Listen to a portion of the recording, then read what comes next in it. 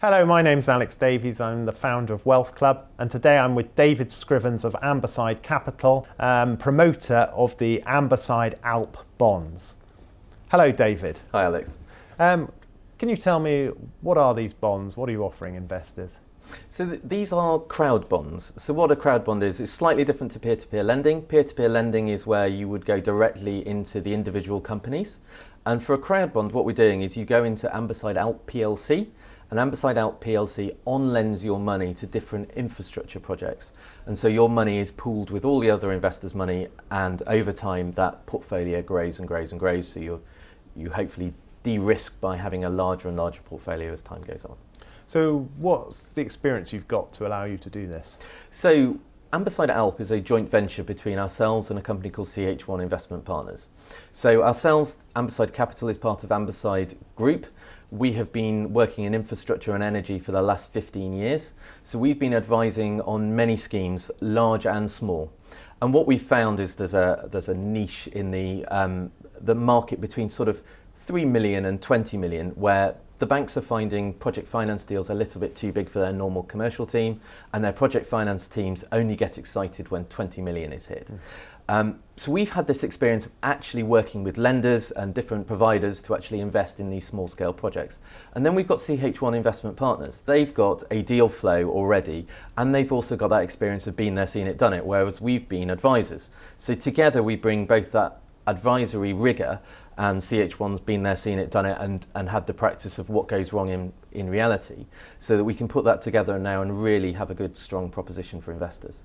So you're investing in infrastructure. What sort of projects are you actually investing in? There's quite a large range of infrastructure projects. So our key thing here is about long-term sustainable cash flows.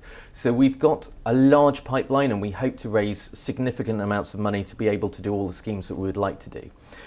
We've got in our pipeline an effluent treatment plant. We've got several energy schemes, energy generation schemes.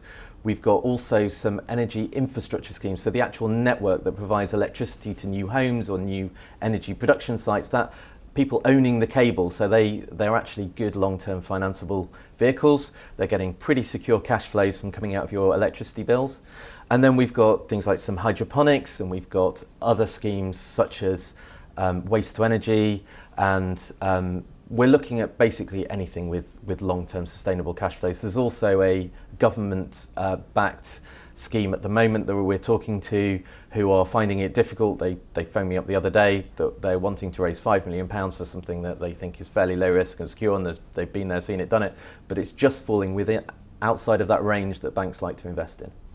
There's a lot of these sort of crowd bonds out there offering perhaps too good to be true rates sometimes. What's different about yours? Well, the thing we can't offer is super high rates. We've got a high rate at the moment, which means we're basically not making much money on the early investors. And that's because the portfolio is not that diversified at the moment.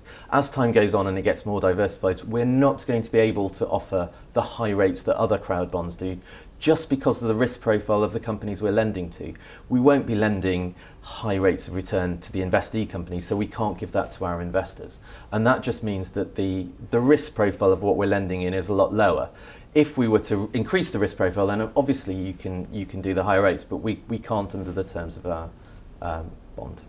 And of course there are risks in what you do. It certainly isn't cash. What do you do to mitigate these risks? So we've got numerous things we do. I mean, the first and most important thing is doing your due diligence properly. So it's really strong, robust financial due diligence, really strong, robust legal due diligence. So for example, we see a lot of cases where people say there's a signed contract, we get the signed contract and it's a quote or a commitment rather than an actual contract for an actual project. So we use the legal firm Cripps to make sure the projects are properly executed, they're actually for what they say they are, and then we do the financial due diligence using our team to make sure that actually there are robust cash flows, and under downside sensitivities that the debt is always paid. The other thing that we have is an independent chair. We've got Robert McClatchy. He's from Barclays Private Equity years ago, where he's and he sits on he's a chairman of the University Partnerships Programme, amongst other things, and he's very good at making sure the rigour of have we followed everything properly, considering any conflicts of interest, and making sure that those loans are only allowed to go out when we are absolutely certain of what we're lending into. So I'm going to buy a bond this year, David. Why should I buy yours? It's a good question, Alex. So our bond is for investors that don't want to take high risk, but they're willing to take a little bit more risk than a cash ISA to accept a higher return. Now, we're never going to be the highest rates of return in the market. We are offering a reasonably decent rate for the risk that you're taking.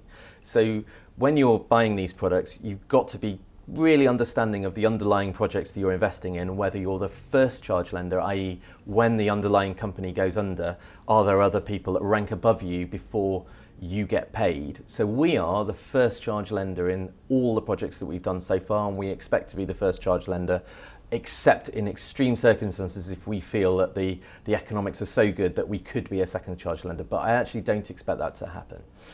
The rates of return, we are typically going to be offering 3 different tiers depending on how long you want to invest your money for. There will always be a tier where you will be able to do a monthly notice. So that means you can put your money in, you'll get a slightly lower return than if you hold that money for a long period of time. But it means that you can give 1 month's notice to get your money back. So, and the reason for that is the cost to us is quite high, because what we do is we keep 50% of that in cash and we invest the other 50% into the underlying projects. So overall, we've got a very strong offering, we believe. We've got a very strong management team that actually know what they're doing and what they're investing in, and we're making sure that the underlying investments are as secure as possible. David Scrivens, Amberside Capital, thank you very much. Thank you.